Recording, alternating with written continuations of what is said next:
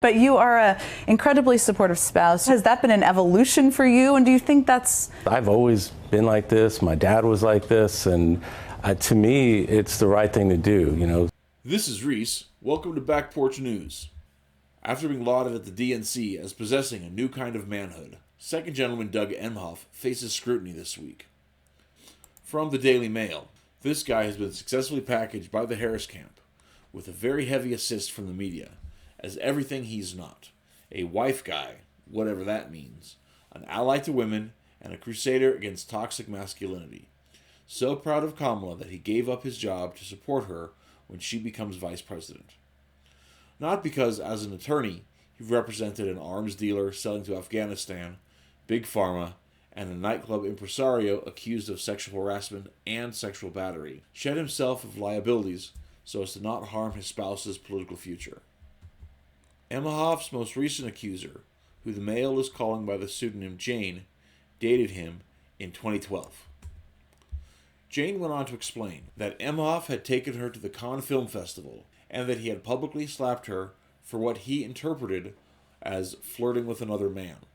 You do not get very often people coming forward named, and the reason is they're worried about retaliation. These are very powerful people we're talking about. 3 friends all saying they were told the same thing.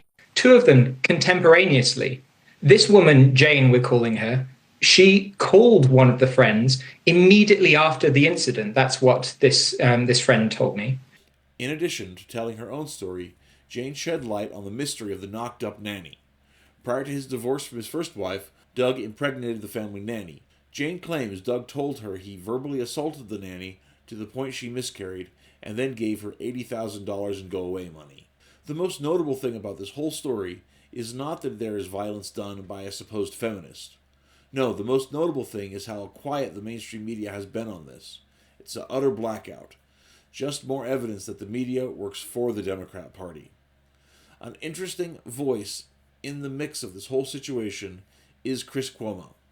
If the name were Trump instead of Emhoff, it would be all over the news.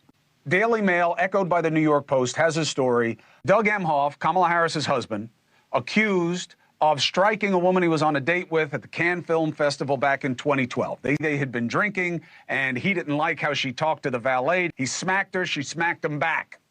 Ordinarily, I don't care about these stories. You could say, well, there may have been an assault. Well, she didn't go to the police. He's not really running. But again, if it were Trump or anyone related to him, it would be on every TV show that is on right now. And that's the view from my back porch. Hopefully you liked it, and we look forward to seeing you next time on Back Porch News.